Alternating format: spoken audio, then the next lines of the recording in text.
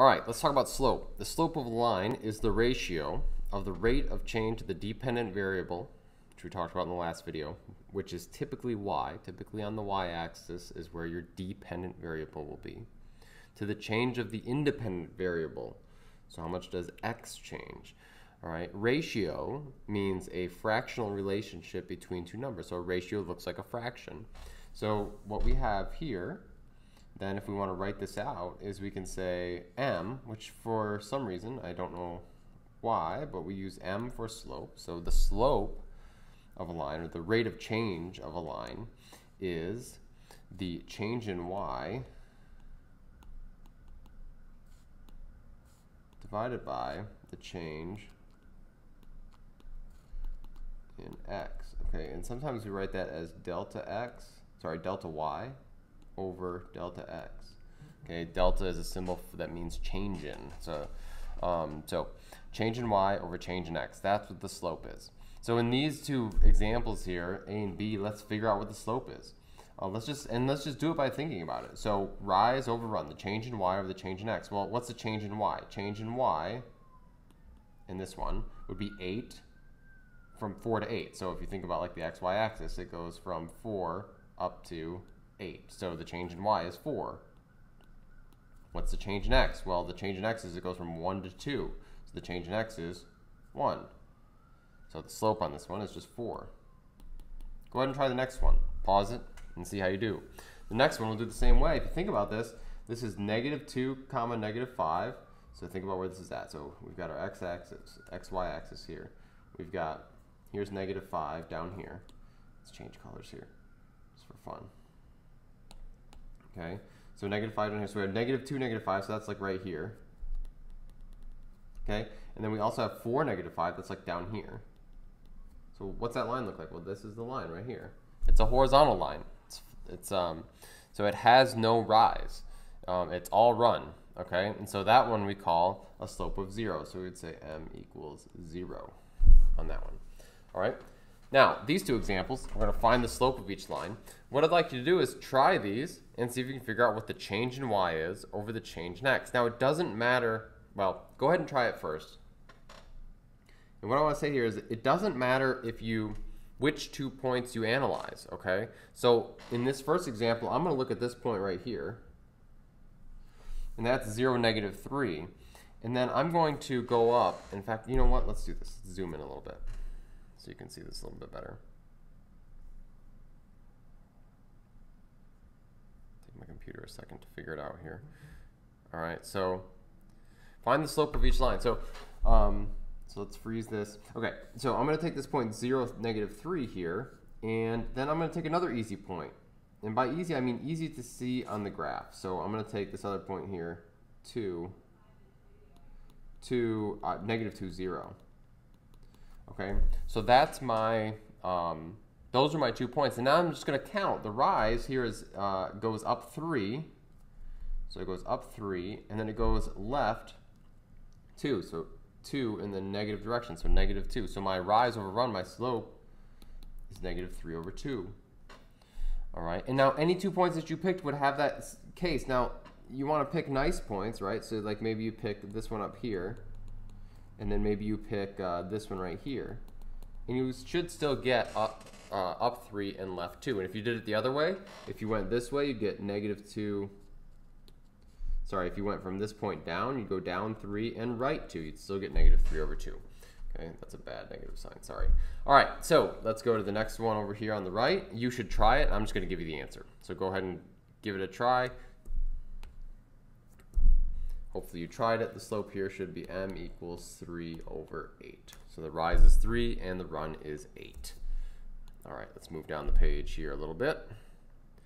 The next one, we want to look at the formula for the slope between 2 points. Now, the ones that I gave you before, I either gave you the graph or I gave you some that were sort of, I don't know, semi-easy to figure out or think about. So here is the formula, though, for the slope between any 2 points. And this is especially nice because you can just take your numbers, drop it in, and figure it out. And this is probably something you remember from Algebra 1 because it gets used so much. So for any 2 points, that we can write in this form, x1, comma y1, and x2 comma y2. We have this. M is equal to y2 minus y1 divided by x2 minus x1. Okay?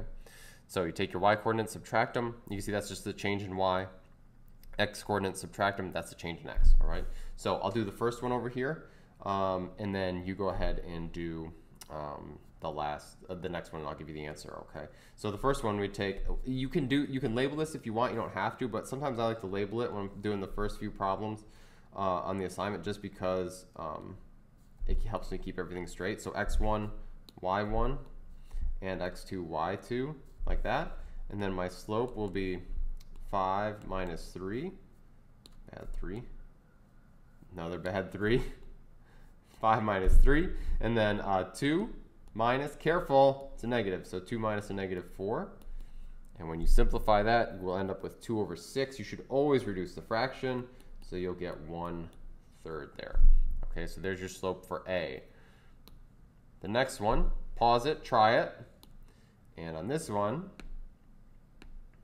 let's go purple. You should get, oh, this is a good one. So you get slope of negative 13 over 0, okay?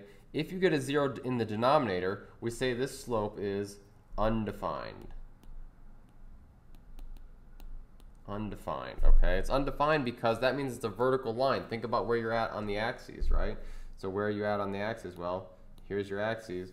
You're at 5, negative 9, and 5, 4. Everything is on this vertical line here. So there is no run. It's all rise, okay? So if you divide by 0,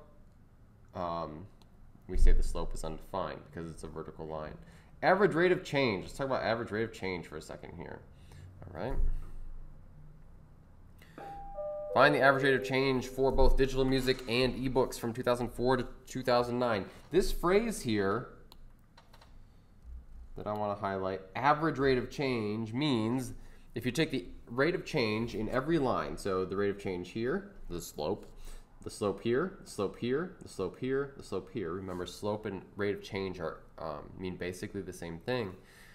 If you take all of those slopes and you average them, you will get the average rate of change. But it turns out that the average rate of change can be found in an easier way. All you need to do is take the slope between the first point and the last point, and you'll get the same number as if you added up all of the slopes and averaged them. Okay, so we can talk about that more in class as to why that is, but for now, all you need to know is that that's how you figure it out. So we'll find the slope between the first point and the last point. That'll give us the average of how fast the growth in digital music has been from 04 to 09, okay? So there's no good way to write this really, so I usually just write average rate of change, ARC.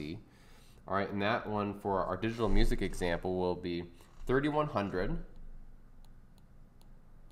minus the y coordinate of the first data point, which is 200. Okay, so that's down here. All right, so 3100 minus 200 divided by 2009 minus 2004, because this is like what's on the x-axis here. Well, the first data point is here at 2009. The second one, excuse me.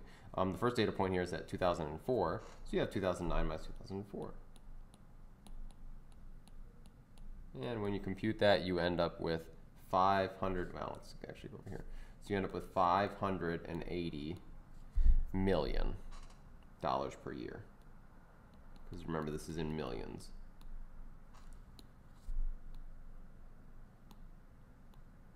Okay, $580 million per year.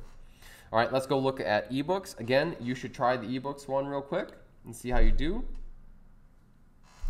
Hopefully you tried it. The ARC for ebooks will be this. Whoops. Let's try actually writing. So the ARC here is equal to, so let's look at our data points here. Our y values are 165 and 9.6, and our x values are 2009 again and 2004. Remember, we went at the first point and the last point. So we end up with 165.8 minus 9.6 divided by 5, because that's a change in the x. And so what you'll end up with is 31.24 And check your units here, should be $1,000,000. I didn't put the dollar sign before, but $1,000,000 per year. All right, and that's what we mean by slope and average rate of change.